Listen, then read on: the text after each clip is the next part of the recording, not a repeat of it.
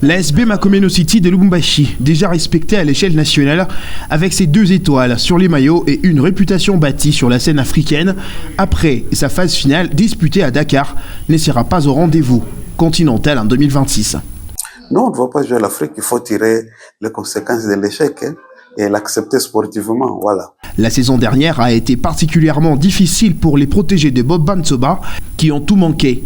La Coupe du Congo à domicile et les contre-performances au tournoi de la zone 4 à Kinshasa, une page à tourner avec l'obligation de tout reconstruire. On a tiré des leçons, c'est une page tournée. Malheureusement, évidemment ou heureusement, je ne sais pas, ça coïncide aussi la fin des cycles de certaines de nos athlètes. Donc, Makomeno est en train de se reconstituer, de se reconstruire. Et c'est une étape que nous sommes en train de vivre.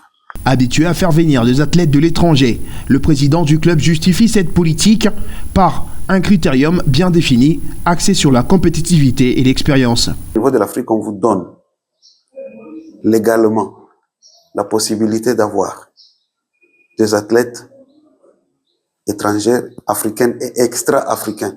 Donc, eux-mêmes, ils veulent que le niveau soit élevé. Quand vous devez jouer la Coupe d'Afrique, la grande finale, par exemple, des clubs, on vous donne ce droit-là. Donc, on veut que le niveau soit élevé. Mais malheureusement, notre basket ici, et au niveau ici local, on n'est pas encore à ce niveau-là. C'est pour cela qu'on cherche des athlètes qui répondent au niveau des objectifs que nous voulons atteindre.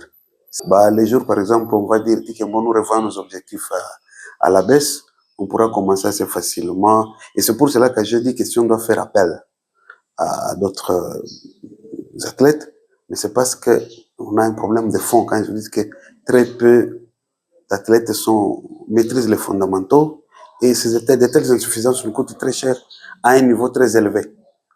Nous allons les rechercher des formateurs qualifiés pour les aider à élever leur niveau. Sur les plans locaux, Makomeno City continue néanmoins à miser sur les talents émergents. Les recrutements d'Ejaël Banza en provenance de l'ASB Mazembe Dama de Lubumbashi illustrent cette volonté de renforcer l'effectif avec des joueuses en pleine progression. Ejaël, oui, c'est une athlète à très forte potentialité. Je crois qu'elle ne va pas faire longtemps pour atteindre le niveau qu'on attend d'elle. Voilà. Ici, quand nous voyons des talents, nous les prenons.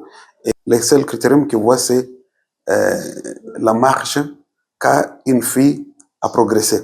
Les objectifs pour cette saison sont clairement établis et assumés. C'est de jouer et de gagner la Coupe du Congo. Après 3 journées sans présence, l'équipe championne du Haut-Katanga semble déterminée à faire signe de vie. Tenante du titre au niveau provincial et active sur la scène locale à l'entente urbaine de basket de Lubumbashi, la bande de Francine Boliba attend avec impatience la reprise des hostilités pour se relancer pleinement.